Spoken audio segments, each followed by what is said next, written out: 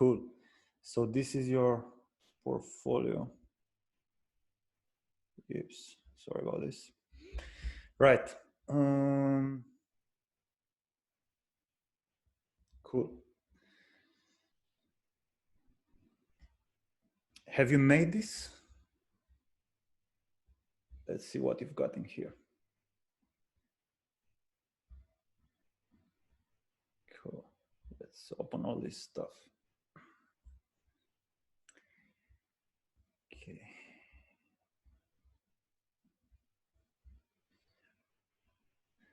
So Chris, let me just see the messages.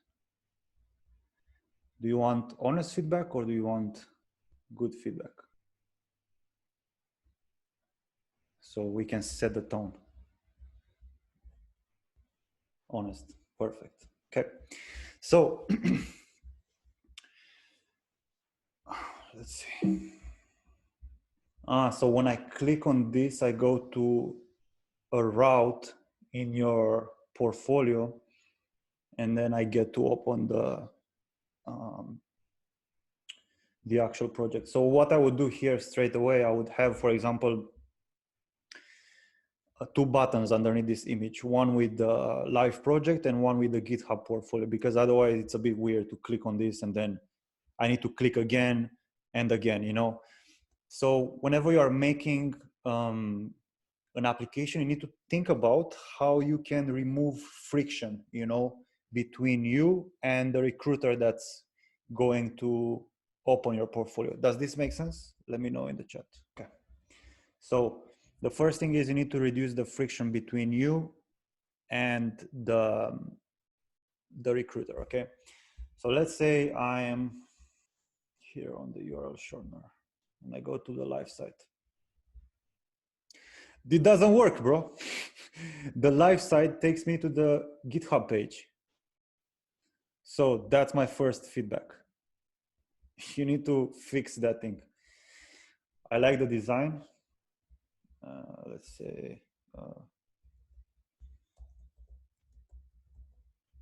shorten it.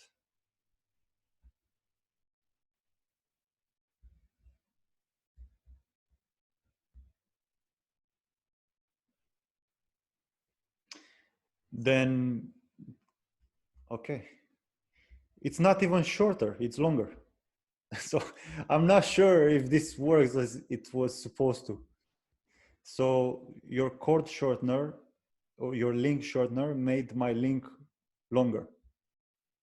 So I don't think it's supposed to work like this. Anyway, that's my first thing. So make this actually do whatever you are saying it does. It's supposed to be doing, okay? Let me go to the next thing. Interactive pricing component. Let's see, live site. Okay.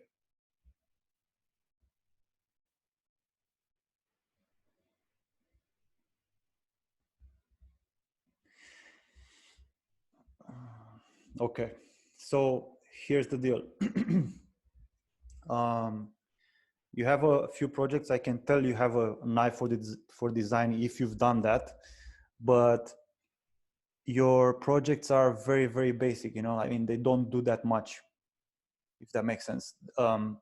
So your projects look like a feature from a website. Do you know what I mean?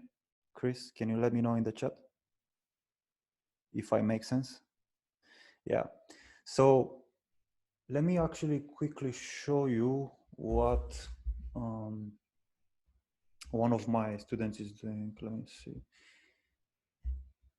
Vlad, can you leave the link for your crypto app in the chat so I can give a quick example? Do you have it? Yeah, one sec. Yeah.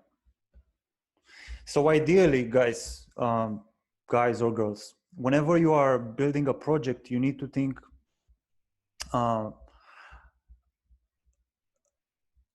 a bit long term. So don't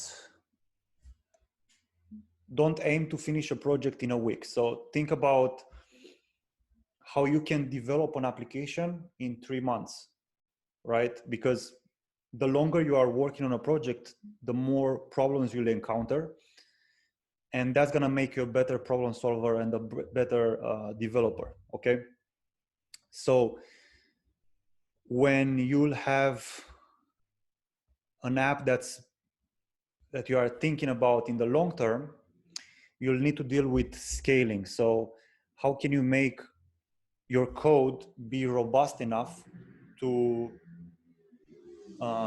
resist the fact that you're gonna add more and more features? Okay, so for example, as Vlad was building this app that he's currently going through for a month or so, I guess he had a bunch of issues that he wasn't expecting in the beginning. So he had to think and adapt his code so he will not get bugs and stuff like that, right?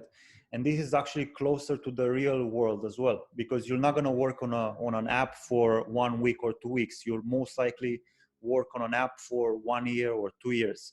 So whenever you are introducing a feature, you need to think about how will that feature impact what you have 6 months from now on. Or if you're adding this feature, but then you want to add something new, how will you make your code in a way that is going to be scalable and bug free in the future? Okay, so I'm going to give you this example. Chris, you're still here?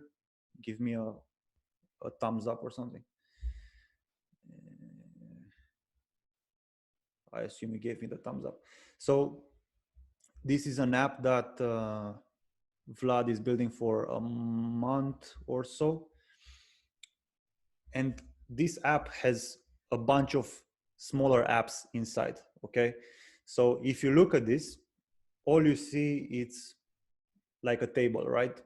Probably most people will see just a table. But the way I see it is that this row here, it's an app in itself. It's a problem solved in itself. This graph here, it's a problem. This thing here that changes the pages, it's another problem. The fact that he can sort the table from top to bottom or bottom to up, that's another problem. The fact that he's altering the URL based on whatever he's clicking here, that's another problem. The fact that he can click on this button and then sends you to another page, that's another problem. The fact that he can click on this heart and save the item in the local storage, that's another problem, you know? So you need to always think in terms of how many problems I can add into my application so I can make it as close to the real world as possible, if that makes sense. Yeah.